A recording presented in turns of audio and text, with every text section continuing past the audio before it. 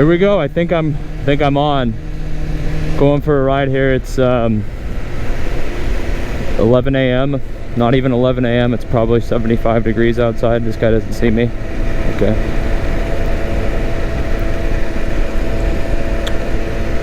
Of rock and roll, the city on fire.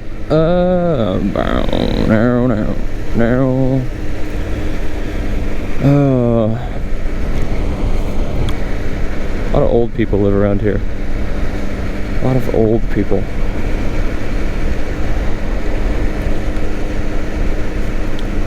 Anyways, how's life been with this guy's got his shirt off. He's like 80 years old.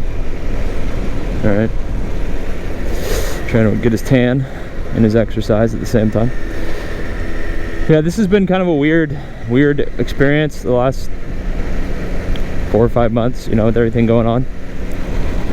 I don't really think anyone's more at risk of, I mean, I don't know.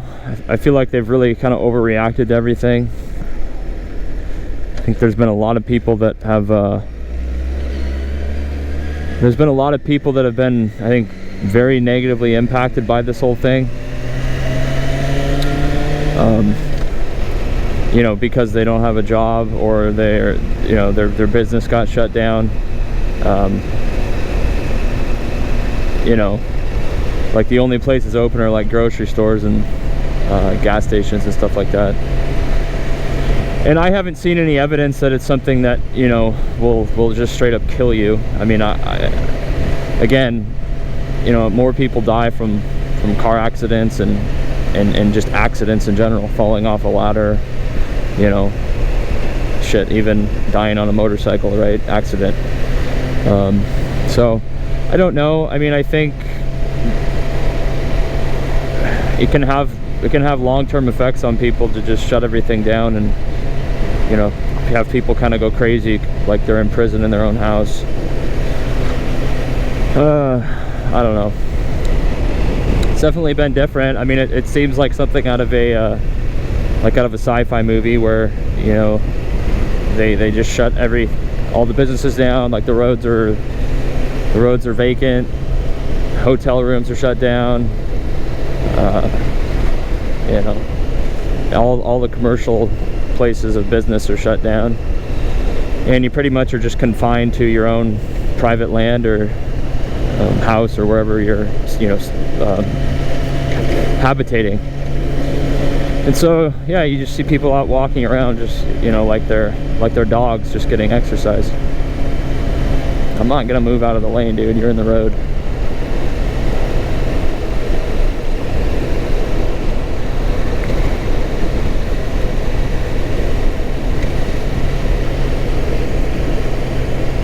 And I think there's, you know, a decent amount of people, at least in the cities probably, who have the ability to work remotely. They didn't necessarily have to go into an office.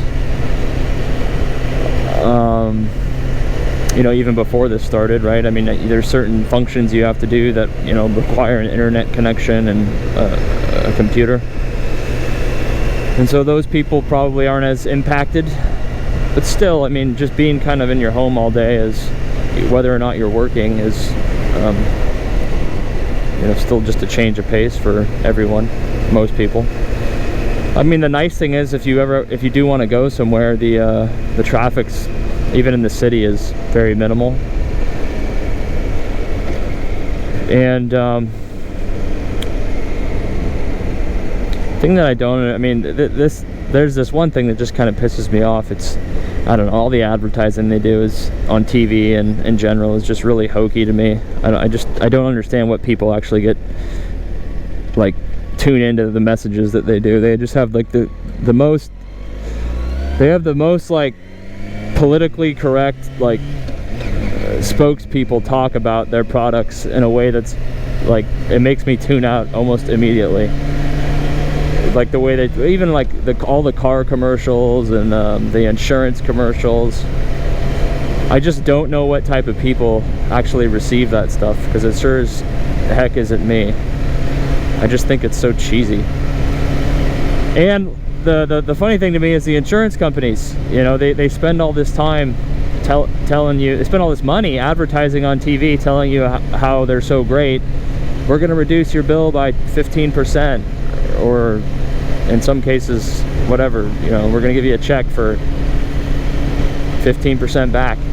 Well, how do you factor in the fact that 90% people are driving 90% less, right?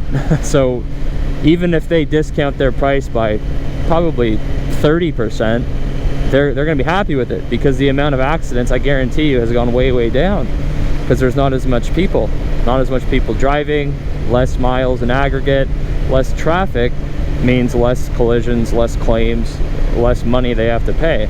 So sure, we'll cut you a 15% discount, and we're going to advertise about how great we are so that you think we're, you know, really helping you out, when in reality they're loving it. I guarantee you the insurance companies wish that they hope that that COVID stays around forever, because they're happy collecting their premiums 15% less than what they were, and even though they're collecting less money, they're paying out probably, I mean, it's probably multiples of that. They're probably paying out 30 to 40% less in claims because no one's driving. It might even be more than that. I mean, the amount of people that are just normal people that pay into car insurance, if you think about it, like, you know, people have driven for 20-25 years and they've never made a claim ever, and so, you know, they're making tens and tens of thousands of dollars off just one person. Now multiply that by millions.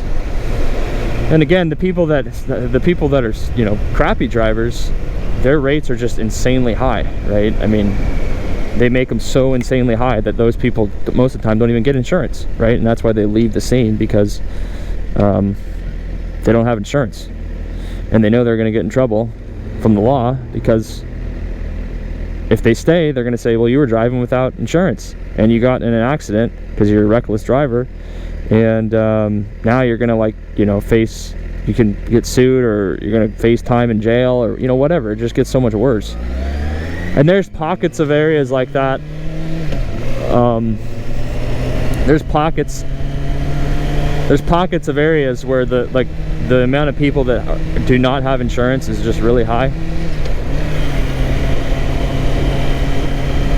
I don't blame them either. I mean,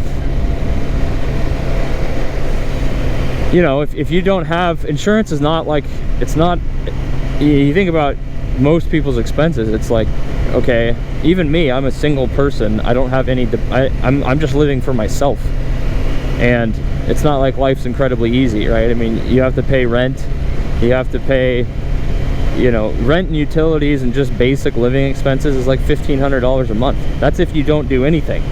That's if you're just trying to, like, not die. Like, pay your rent, pay your electricity, pay your you know, water bill, which is crazy high where I'm at.